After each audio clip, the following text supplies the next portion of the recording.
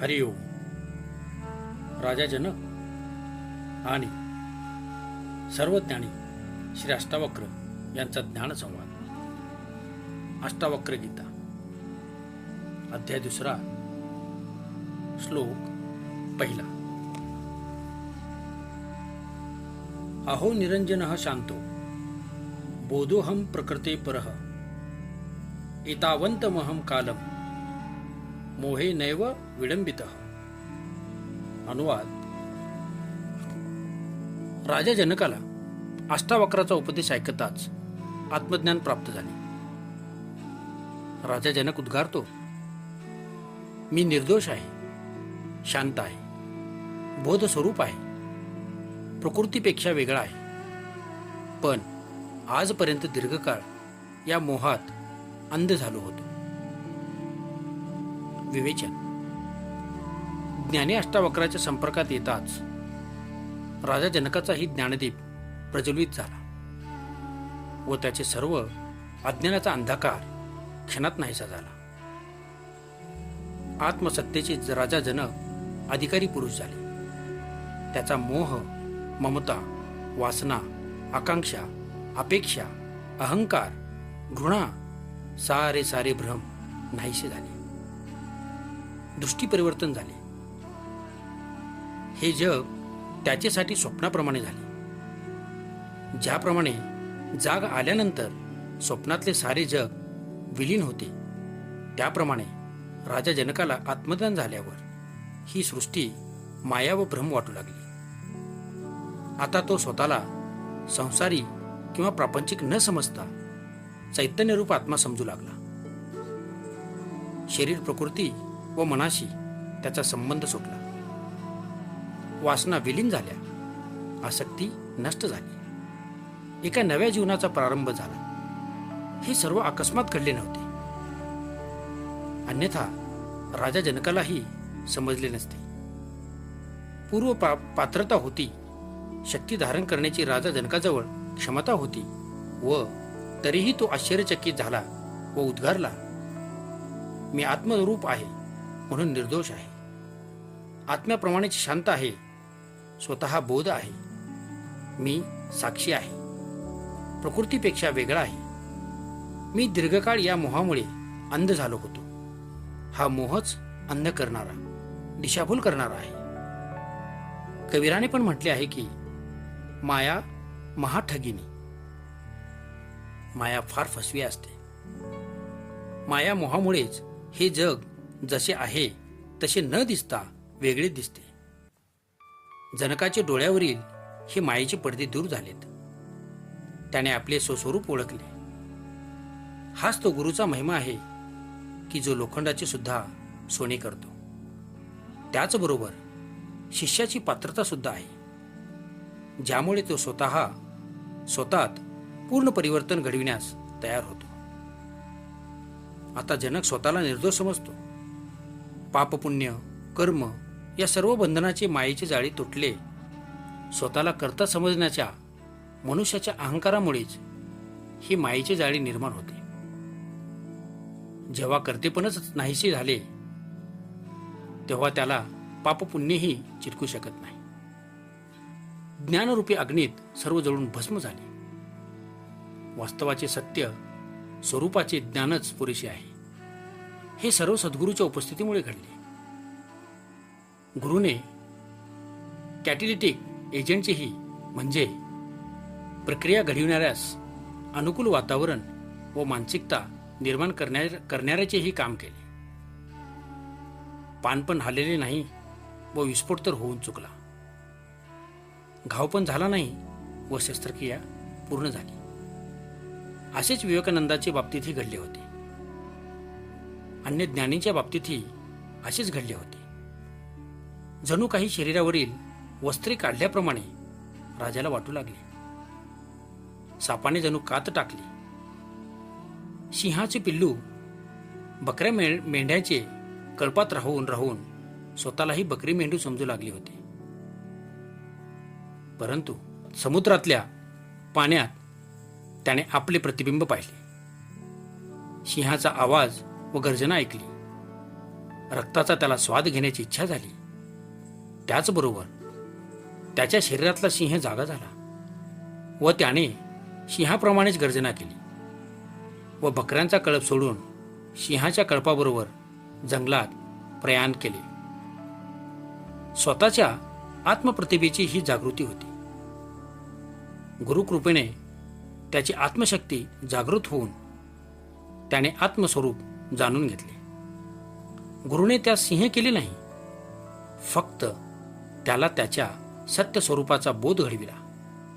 असेच असते ज्ञान ब्रह्माचे स्वरूप, फक्त जे जाणणे जरुरीचे आहे. हरिओम. राजा जनक आणि सर्वज्ञानी श्री अष्टावक्र यांचा ज्ञानसंवाद. अष्टावक्र गीता, अध्याय 2, श्लोक 2. यथा प्रकाश याम्यको देहमेनम तथा जगत आतो मम जगत सर्वम अथवा नच किंचन. अनुवाद. जसा या देहाला मी एकटाच प्रकाशित करतो, त्याचप्रमाणे या विश्वाला सुद्धा मीच एकटा प्रकाशित करतो. म्हणून संपूर्ण जग माझे आहे किंवा माझे काहीच नाही. विवेचन. आपल्या आत्मज्ञानाची अभिव्यक्ती करीत राजा जनक पुढे सांगतात की मी शरीर नसून आत्मा आहे, म्हणून माझ्यामुळेच प्रकाशित आहे. जो आत्मा मी आहे तोच आत्मा संपूर्ण जगाचा सुद्धा आत्मा आहे. म्हणून हे सर्व जग सुद्धा माझ्याच प्रकाशाने उजळून निघाले आहे. म्हणजेच आत्मरूप चैतन्य तत्वाने प्रकाशित होत आहे. त्यामुळे हे सर्व जग माझेच आत्म व ब्रह्मास्वरूप आहे किंवा माझे असे काहीच नाही. कारण मोहवश व अहंकारग्रस्त होऊन माझे म्हणावे असे आता काही उरले नाही. सर्व ईश्वरमय आहे. आत्मा नाही असे कोणतेही स्वतंत्र अस्तित्व या पृथ्वीवर नाही. अर्जुन गोंधळून गेलेल्या मनस्थितीत होता, म्हणून तो अनेक प्रश्न विचारित होता, तर्क देत होता, पण तत्वज्ञान ग्रहण करत नव्हता. राजा जनकाने तर्क सांगितला नाही आणि प्रश्न केला नाही, कारण त्यांची मनोभूमिका आधीच तयार झाली होती. पात्रता सिद्ध झाली होती. म्हणून उपदेशाचा सरळ मनाने स्वीकार केला. त्यामुळे ब्रह्मसत्तेचे स्मरण जागृत झाले. हरिओम. राजा जनक आणि सर्वज्ञानी श्री अष्टावक्र यांचा ज्ञानसंवाद. अष्टावक्र गीता, अध्याय 2, श्लोक 3. सशरीरमहो विश्वम परित्यज्य मयाधुना कुतशीत कौशलादेव परमात्मा विलोक्यते. अनुवाद. आश्चर्यच वाटते की शरीर व विश्व यांना एकाच वेळी त्यागून मी उपदेशामुळे परमात्म्याचा अनुभव घेत आहे. विवेचन. राजा जनकाला आत्मज्ञान प्राप्त झाले. आत्म्याचे स्वस्वरूप स्पष्टपणे दिसू लागले. हे सुद्धा ज्ञान झाले की आत्मा व परमात्मा भिन्न नाहीत. त्यामुळे राजा म्हणतो की गुरुच्या कुशलतेमुळे, उपदेशामुळे मी परमात्म्याला पाहू शकतो व या ज्ञानामुळे माझा शरीर व विश्वाचा मोह सुटला. आसक्तीमुळे मी शरीराला माझे समजत होतो व जगाला ज्या नजरेने पाहत होतो ते सारे संपले. जनकाने त्याग केला नाही. त्याग घडला. त्याग केला जात नसतो. जेथे करण्याची गोष्ट आहे तेथे अहंकार आहे, कर्तेपण हजर आहे.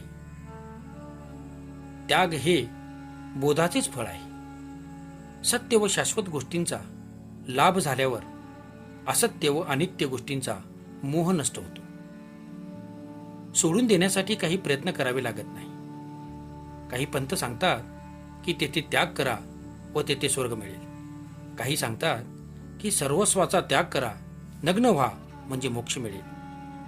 परंतु मोक्षप्राप्तीसाठी त्याग काही अट नाही. सौदेबाज लोक मोक्षाला सुद्धा तराजूत घालून मोजतात.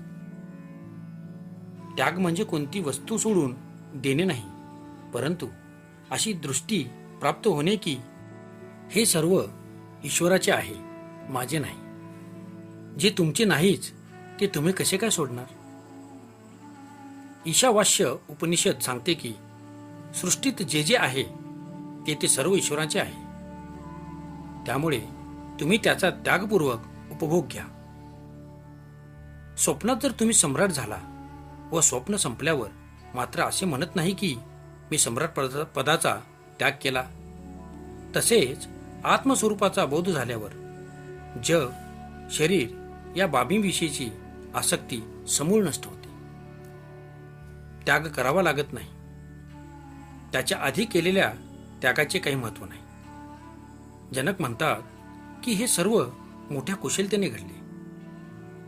कुणी हिमालयात धावते आहे, कुणी योग, उपासना, ध्यान, यज्ञ, भजन, कीर्तन, जप, तप करीत आहे, पण त्यांना परमात्मा मिळत नाही.